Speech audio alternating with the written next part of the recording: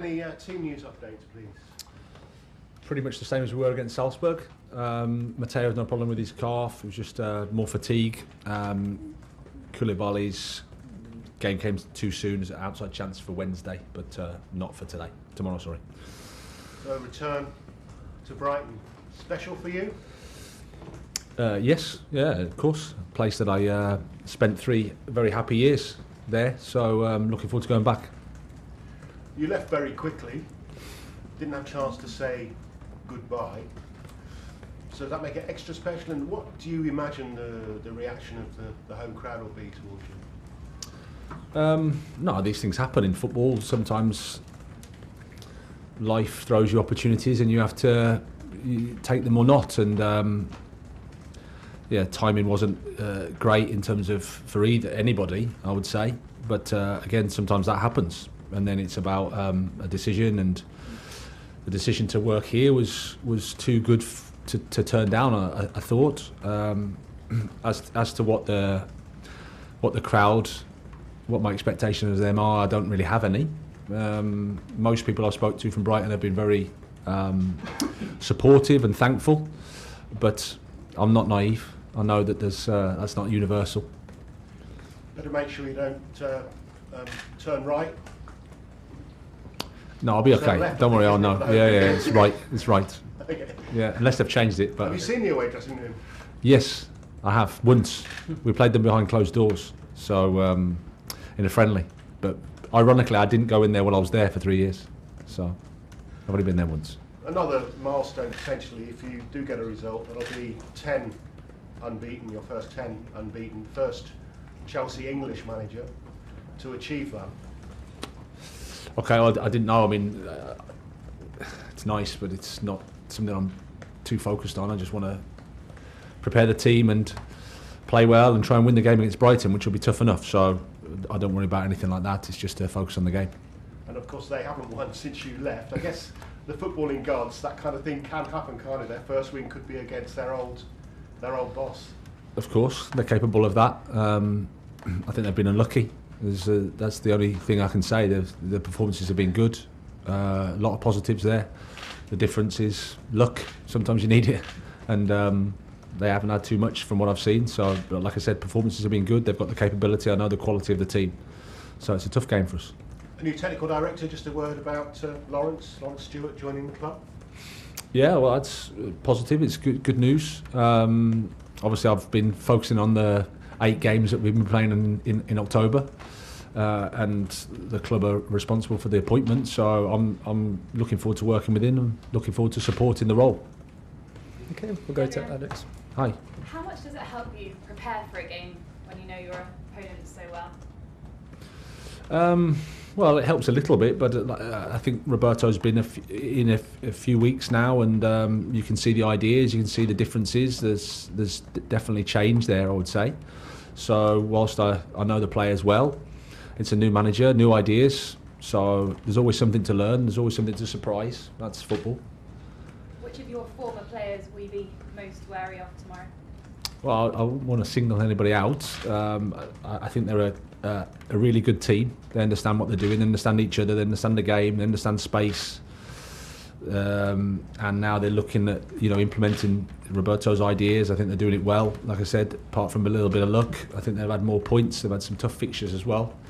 So they're a great bunch of lads, absolutely fantastic, and top staff as well. So I had a fantastic time there. So I know the quality and I know how difficult the game is tomorrow. You're yet to lose the game as Chelsea manager. Roberto's yet to win one as Brighton manager. Who has more pressure on them going into the game? Well, I think it's similar. We all want to win the game. We all want to play. We want to play to win. Like I said, I think the difference is luck. We've won our games and maybe picked up points when we've had a little bit of luck. You have to say that. And then when I look at Brighton, they haven't had too much luck. So as much as we want to say that we're these all-knowing, supreme, highly intelligent, fantastic coaches, you need some luck as well, that's for sure. So both of us under pressure, to answer your question, because it's a Premier League game. Both of us want to win, and it's going to be a good game. Brighton have never beaten in league football. What are your memories of games against Chelsea when you were manager of Brighton? Well, they started off that we were getting beaten quite easily, and in the end we were quite close. So I think drew the 2 games last season. I think we drew one before as well. So to start with, there was a big gap, and I think towards the end there was less of a gap. Okay, we'll go to Moose.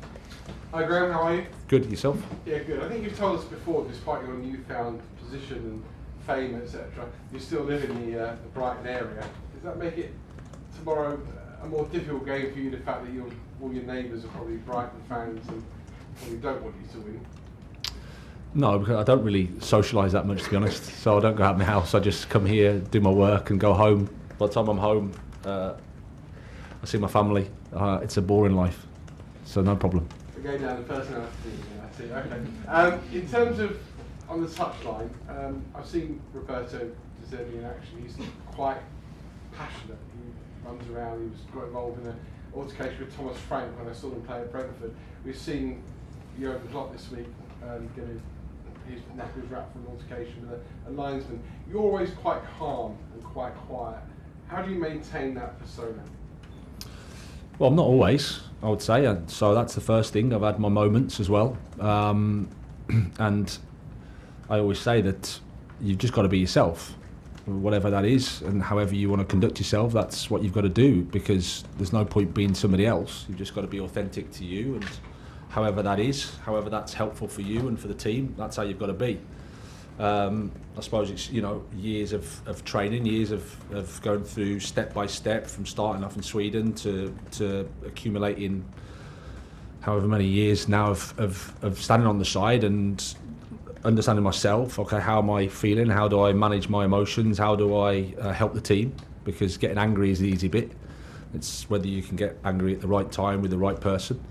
So that's something that I've just probably learnt over a period of time. But again, I'm certainly not perfect. And just because you're quiet or just because you're animated on the side doesn't mean anything really. It's just how helpful you are to the team. Do you think getting angry with players helps? Or do you think sometimes, yeah. Oh, you do? Yeah, of course. Yeah. Okay, fair enough. Last one, the goal scoring record this season of Raheem Sterling hasn't scored since August. I know he's not playing necessarily in an actual central goal scoring position, but is it a concern for you, Chelsea, and should I be concerned as an England fan with the World Cup now 3 weeks away? I would say no and no in terms of concern. Raheem's quality speaks for itself. Sometimes the team doesn't function as well, and then the forwards can suffer for that. So rather than zoom into the individual, I always say it's better for me to think about the team and think about how we can attack better, how we can create more space for Raheem, more chances. And it's not just him, it's across the team we have to do better. Okay, we'll end the broadcast section there, please. Cameras off.